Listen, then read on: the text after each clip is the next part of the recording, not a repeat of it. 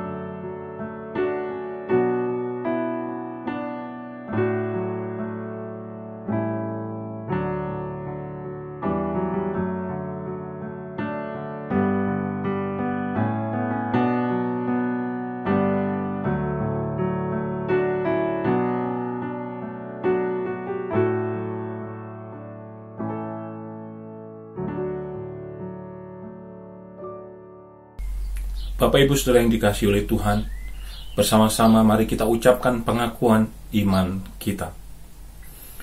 Aku percaya kepada Allah Bapa yang Maha Kuasa, Khalik langit dan bumi, dan kepada Yesus Kristus, anaknya yang tunggal, Tuhan kita, yang dikandung daripada Roh Kudus, lahir dari anak darah Maria, yang menderita di bawah pemerintahan Pontius Pilatus, disalibkan, mati dan dikuburkan, turun ke dalam kerajaan maut. Pada hari yang ketiga, bangkit pula dari antara orang mati, naik ke sorga, duduk di sebelah kanan Allah Bapa yang Maha Kuasa, dan akan datang dari sana untuk menghakimi orang yang hidup dan yang mati. Aku percaya kepada Roh Kudus, gereja yang kudus dan am, persekutuan orang kudus, pengampunan dosa, kebangkitan orang mati, dan hidup yang kekal. Amin.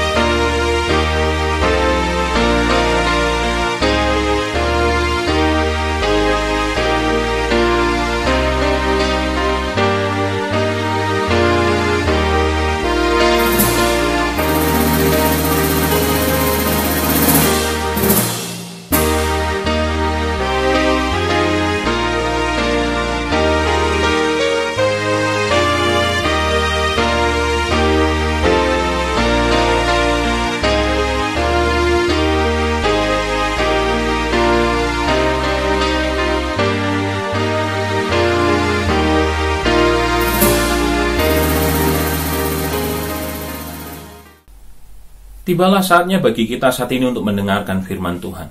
Mari kita bersama-sama berdoa terlebih dahulu. Bapa yang baik yang ada dalam kerajaan sorga, kami akan mendengarkan firman-Mu ya Bapa. Tolonglah kami, berikanlah hikmat kepada kami sehingga kami bisa mengerti firman-Mu. Kami bisa mengerti apa yang ingin Kau katakan kepada kami, sehingga kami memiliki tuntunan sepanjang minggu ini bahkan untuk selamanya. Berkatilah kami Tuhan, di dalam nama Yesus. Amin. Bapak Ibu Saudara yang terkasih di dalam Tuhan, saat ini saya akan berbicara tentang satu tema yang berjudul Kau sungguh indah tiada taranya. Tuhan sungguh indah tiada taranya. Di tengah segala masalah yang terjadi, di tengah segala pergumulan yang terjadi, kita tetap harus mengatakan kepada Tuhan bahwa Tuhan itu sungguh indah tiada taranya. Teks saat ini yang akan saya pakai adalah dari Mazmur 100 pasal 139 ayat 24. Saya akan membacanya nanti. Tetapi sebelumnya saya ingin berbicara tentang satu kata yang kita semua sudah tahu. Kata itu adalah kosmetik. Kosmetik itu artinya di dalam kata aslinya di bahasa tempat kata itu berasal sana, itu artinya adalah kemampuan untuk mendekorasi, kemampuan untuk membuat sesuatu menjadi indah. Ketika seseorang memakai kosmetik dan dia mahir sekali merias dirinya, maka dia bisa disebut dia mahir. Dia punya keahlian yang bagus di dalam menghias dirinya. Dan memang harus Bapak Ibu, ketika seseorang memakai kosmetik, seharusnya dia menjadi lebih baik dari tanpa tidak memakai kosmetik. Tetapi hari-hari ini kita melihat dan kita mengatakan bahwa kita mendengar juga bahwa justru kadang-kadang orang-orang yang kelihatan lebih cantik, orang yang lebih cantik ketika dia tidak memakai kosmetik, ya zaman berubah, selalu ada perbedaan, tetapi saya tidak akan membahas itu pada hari ini. Yang saya ingin bahas adalah pada mulanya kata kosmetik itu yang saya ingin tunjukkan adalah kemampuan untuk mendekorasi supaya seseorang kelihatan tampil indah. Dan itu lama sekali, sejak tahun 700 sebelum Masehi kata itu sudah ada. Dan pada saat itu bahan yang dipakai, karena waktu itu tidak canggih seperti sekarang, bahan yang dipakai itu membahayakan kulit. Demi tampil indah membahayakan kulit. Juga sekarang kita menemukan kosmetik-kosmetik yang berbahaya, kosmetik-kosmetik yang justru merusak jika dipakai secara terus-menerus. Sampai sekarang juga masih ada. Kenapa orang memakai kosmetik? Karena dia ingin tampil indah, dia ingin tampil cantik. Tidak ada salahnya dengan kosmetik, tidak ada salahnya dengan semuanya itu. Tetapi yang menjadi salah adalah ketika seseorang terlalu bergantung, tidak bisa atau berlebihan sampai mengorbankan yang lain-lain demi untuk itu. Ketika sudah tidak ada keseimbangan, maka semuanya menjadi salah. Manusia berusaha memperindah dirinya, entah laki-laki atau perempuan, semua berusaha mempercantik, mempertampan penampilan mereka masing-masing, penampilan kita semua. Tetapi Tuhan, Dia tidak perlu melakukan itu, karena Tuhan sudah indah, Tuhan sudah baik, Tuhan sudah sempurna, Tuhan sudah luar biasa. Dia tidak perlu kosmetik, dia tidak perlu kemampuan untuk mendekorasi dirinya, karena dia sudah sempurna, karena dia sudah baik. Dan kesempurnaan Tuhan itu, Bapak Ibu, dan keindahan Tuhan itu diucapkan oleh pemazmur di dalam Mazmur pasal 139 yang saya ucapkan tadi. Bagaimana keindahan Tuhan yang diucapkan oleh Daud di dalam Mazmur 139? Pertama, Tuhan itu indah, sungguh indah tiada taranya, karena Dia adalah Allah yang selalu memperhatikan. Dia sangat indah karena Dia adalah Allah yang selalu memperhatikan. Kita membaca ayat 1-6 dari Mazmur 139. Tuhan, Engkau menyelidiki dan mengenal aku. Engkau mengetahui kalau aku duduk atau berdiri. Engkau mengerti pikiranku dari jauh. Engkau memeriksa aku kala aku berjalan dan berbaring. Segala jalanku Kau maklumi. Sebab sebelum lidahku mengeluarkan perkataan, sesungguhnya semuanya telah Engkau ketahui, ya Tuhan. Dari belakang dan dari depan Engkau mengurung aku, dan Engkau menaruh tanganmu ke atasku. Terlalu ajaib bagiku pengetahuan itu, terlalu tinggi, tidak sanggup aku mencapainya. Kita melihat di sini bahwa Tuhan itu melihat, Tuhan itu selalu memperhatikan. Kalau kita membaca di sini, Engkau menyelidiki, Engkau mengenal, Engkau mengetahui ketika duduk berdiri. Ini bahasa puisi. Ketika kita duduk, ketika kita berdiri, itu artinya apapun yang kita kerjakan, Tuhan tahu. Dari depan dan dari belakang, artinya dari segala arah, artinya Tuhan maha memperhatikan, Tuhan selalu hadir bagi kita. Ketika saya mulai datang ke Jerman dan ketemu dengan profesor saya menghadap pada dia, dan dia mengatakan satu kalimat yang saya tidak pernah lupa. Dia mengatakan begini: orang asing yang belajar di Jerman, orang asing yang belajar doktoral, itu harus waspada dengan satu hal: kesepian. Dan dia menasihati saya supaya saya mencari komunitas, supaya saya mencari teman di tengah kesibukan saya, meneliti, belajar, di tengah usaha saya untuk beradaptasi. Dan Bapak Ibu, rasanya kesepian. Kita tahu kita baru saja dikurung berbulan-bulan lamanya gara-gara corona ini. Tetapi yang indah adalah kita tahu bahwa sepi itu tidak enak. Kita tahu bahwa tidak berinteraksi dengan sesama itu tidak enak. Kita merindukan waktu kita bisa beribadah bersama-sama. Itu sebabnya adalah sangat indah ketika kita mengetahui bahwa Tuhan itu sangat memperhatikan kita. Dia indah tiada taranya karena dia memperhatikan siapa saja di antara kita. Ketika kita tidak sadar, ketika kita merasa kesepian, sebenarnya Tuhan bersama-sama dengan kita. Tuhan mengawasi kita, Tuhan melihat kita, Tuhan hadir bersama-sama dengan kita. Beberapa waktu yang lalu, ada seseorang yang namanya seorang eksekutif, namanya Josh, sebutlah demikian. Dia punya mobil yang sangat baik, karena dia seorang eksekutif. Dan dia tinggal di satu kota di Amerika, kota besar di Chicago. Ketika dia sedang memarkir mobilnya, Jaguar lagi mobilnya, Bapak Ibu, mobil yang mahal. Tiba-tiba mobilnya dilempar dengan satu batu bata. Bapak Ibu bisa bayangkan, mobil itu dilempar, mobil mahal itu dilempar dengan batu bata, dan akhirnya boom, kena pintu yang dekat sopir. Retaklah, tergores, penyoklah pasti, namanya dilempar batu bata. Josh sangat marah, dan ketika dia mencari siapa yang melempar, ketemulah anak kecil, dan anak kecil itu seperti mengatakan, Tuan, Pak, tolong ampuni, maafkan saya Pak, saya lakukan ini supaya saya diperhatikan, saya sudah minta tolong dari tadi, tidak ada satu orang pun yang menolong, tolong jangan pukul saya, tolong jangan marahi saya, tolong datang ke rumah orang tua saya, bapak saya sedang sakit, bapak saya sedang setengah mati. Ketika si Josh ini mendengar itu, dia tidak jadi memukul. Perasaannya campur aduk.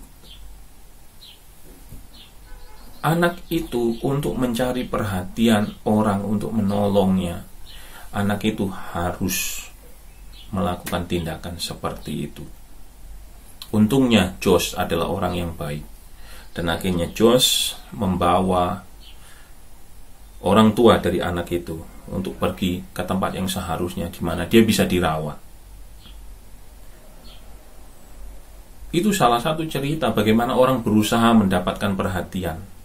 Banyak sekali Bapak Ibu orang yang membutuhkan perhatian, namun mereka tidak sadar bahwa sebenarnya Tuhan itu memperhatikan, bahwa Tuhan itu hadir, Tuhan itu ada, Tuhan itu mendengar, Tuhan itu melihat segala sesuatu di dalam hidup kita.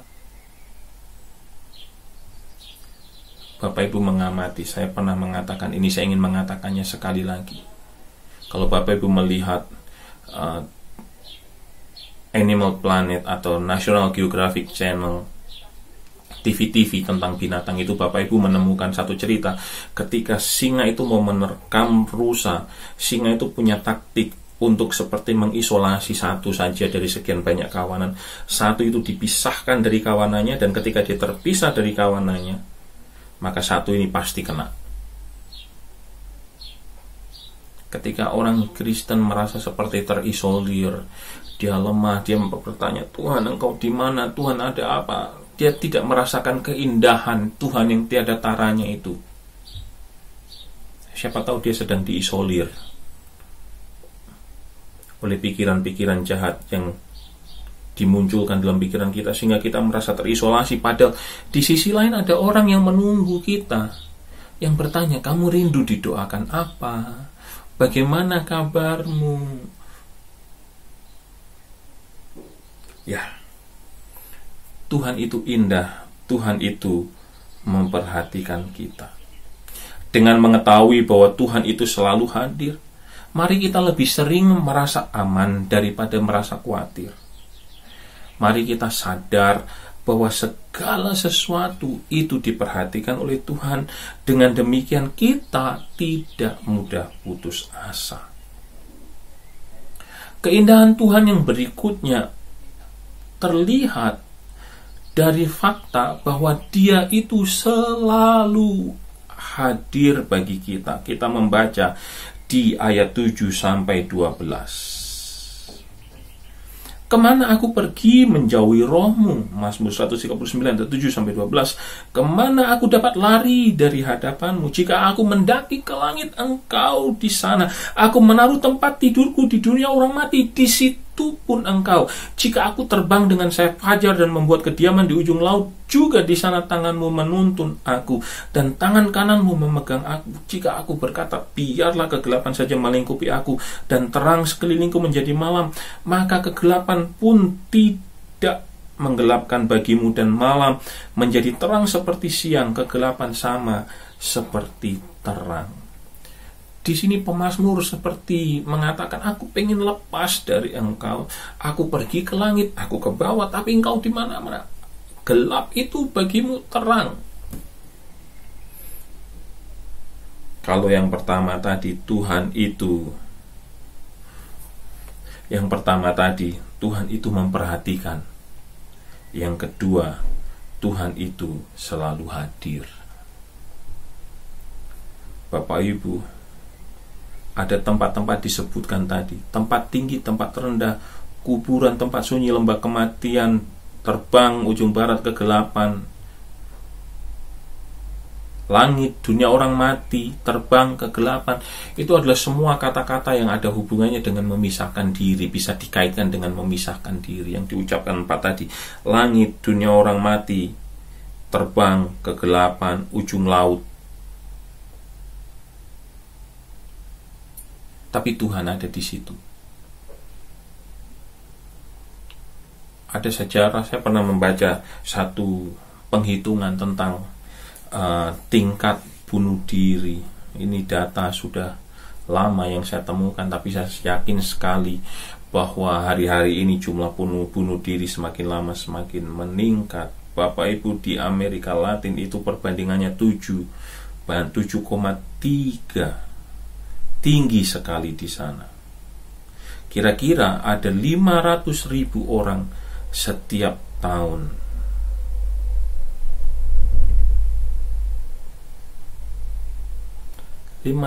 Orang setiap tahun itu sudah lebih dari 10 tahun yang lalu.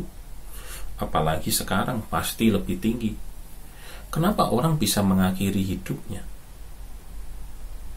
Kenapa orang bisa berpikir sampai seperti itu? Karena dia merasa di dalam pikirannya, karena dia berpikir di dalam pikirannya dan merasa di dalam hatinya, maksud saya, tidak ada yang hadir baginya. Sepi, kosong, hidupnya tanpa harapan. Namun saat ini kita tahu, saya ingin memberitahu kepada Bapak Ibu semua bahwa Tuhan itu hadir bagi kita.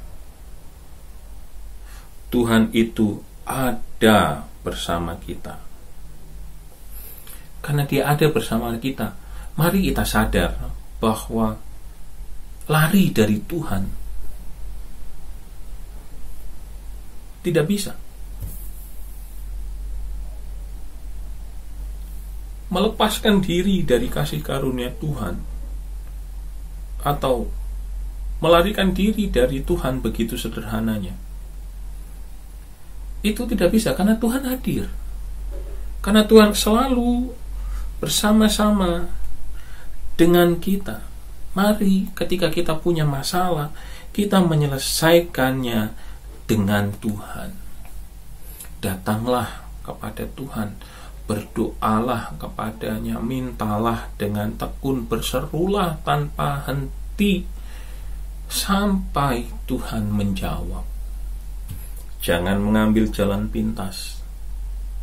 Mungkin jalan pintas yang kita ambil bukanlah sampai separah kita mengakhiri hidup kita. Tapi mungkin ada jalan-jalan pintas yang lain yang kita ambil sendiri karena kita sudah putus asa. Kabar baiknya adalah kita punya Tuhan yang sungguh indah, tiada taranya. Dia selalu hadir bagi kita. Yang terakhir, Tuhan itu sungguh indah, tiada taranya. Selain Dia selalu memperhatikan, Dia selalu hadir. Yang terakhir adalah Dia mempunyai kemampuan untuk mencipta sangat sempurna. Kita membaca ayat selanjutnya dari ayat 13. Sebab Engkaulah yang membentuk buah pinggangku, menenun aku dalam kandungan ibuku. Aku bersyukur kepadamu karena kejadianku dahsyat dan ajaib. Ajaib apa yang Kau buat, dan jiwaku benar-benar menyadarinya. Ayat 16, matamu melihat, selagi aku bakal anak, dalam semua dalam kitabmu semuanya tertulis hari-hari yang akan dibentuk sebelum ada satu pun daripadanya. Dan bagiku betapa sulitnya pikiranmu ya Allah, betapa besar jumlahnya. Bapak Ibu, Tuhan itu punya kemampuan untuk menciptakan. Dia mempunyai solusi-solusi yang tidak masuk pikiran kita. Ada ayat firman Tuhan yang mengatakan, apa yang tidak pernah didengar telinga, apa yang tidak pernah terlintas pikiran, apa yang tidak pernah terlintas dilihat oleh mata, itu yang Tuhan berikan.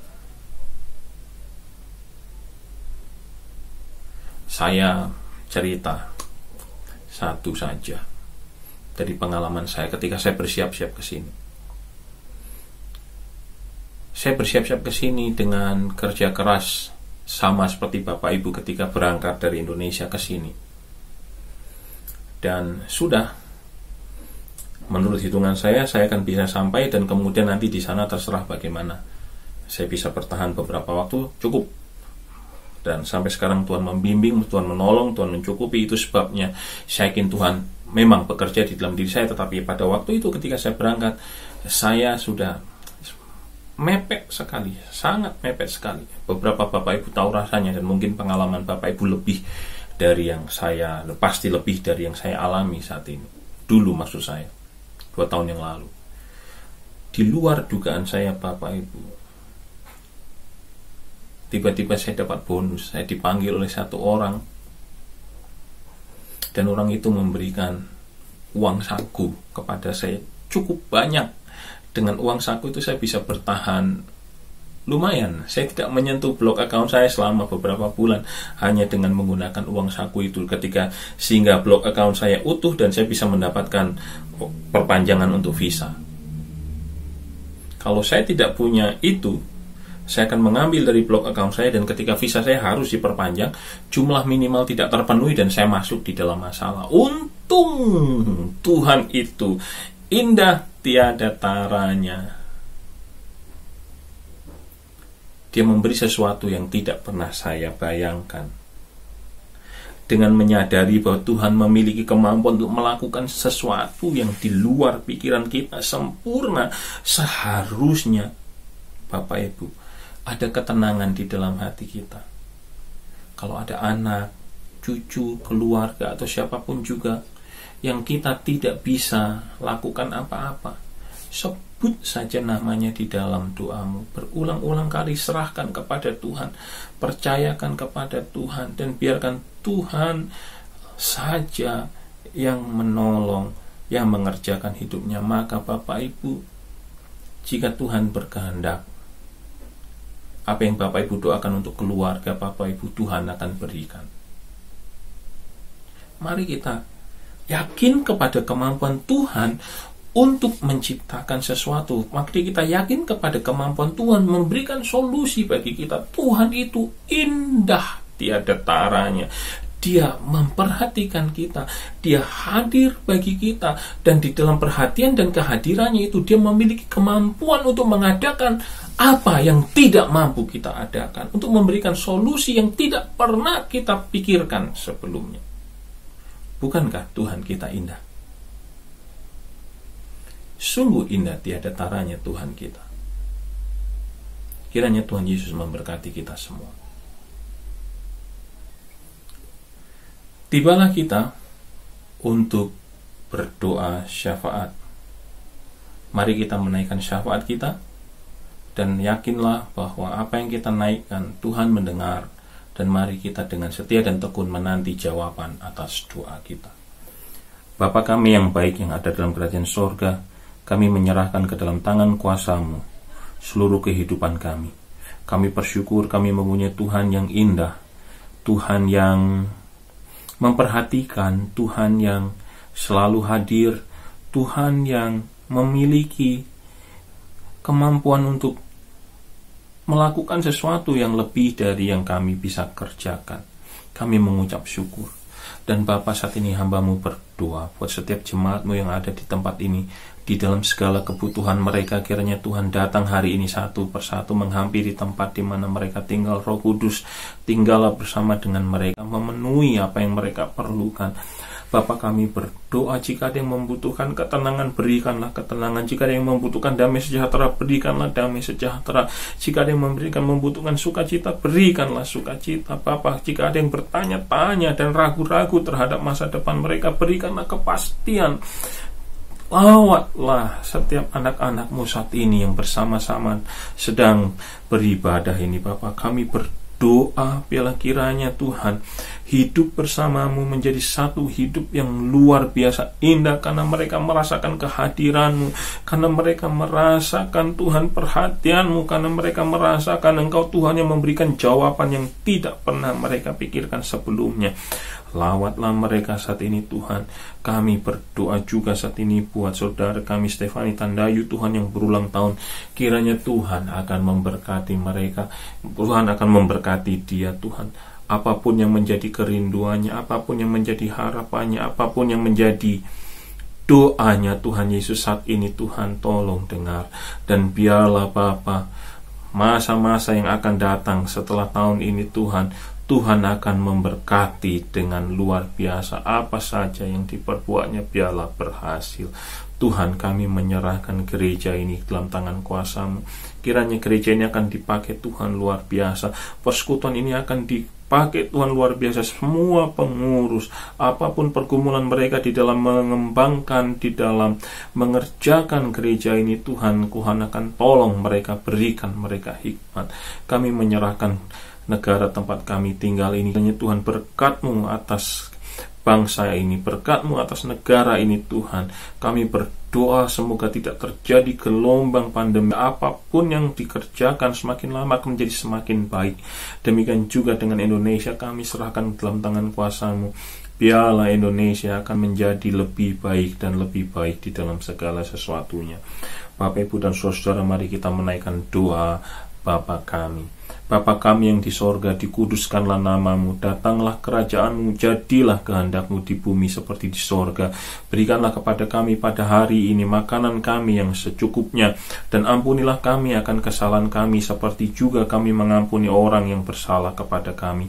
Dan janganlah membawa kami ke dalam pencobaan, tetapi lepaskanlah kami daripada yang jahat, karena Engkaulah yang mempunyai kerajaan dan kuasa dan kemuliaan sampai selama-lamanya.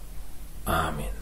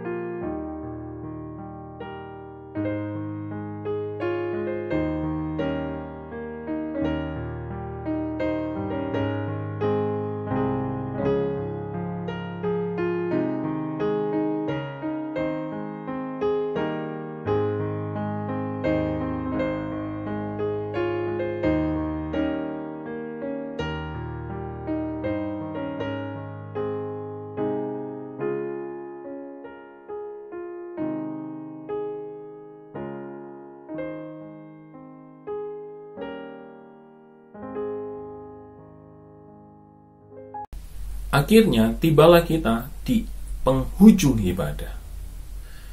Oleh sebab itu mari kita berdoa untuk mengakhiri ibadah kita pada minggu ini. Bapa kami yang di sorga, kami mengucap syukur. Kami menyerahkan ibadah kami menyerahkan puji-pujian kami menyerahkan persembahan kami ke dalam tangan kuasa-Mu. Kiranya Tuhan sendiri yang akan dimuliakan, Tuhan sendiri yang akan memberkati segala sesuatu yang kami lakukan pada saat ini. Dimuliakanlah nama-Mu lewat puji-pujian kami, Tuhan. Bapak Ibu Saudara yang berkati Tuhan, terimalah berkat dari Allah Bapa, kasih karunia dari Tuhan Yesus Kristus, dan penyertaan dari Roh Kudus menyertai kita semua dari saat ini sampai Maranatha Tuhan datang kembali. Amin. Tuhan Yesus memberkati. Selamat hari Minggu.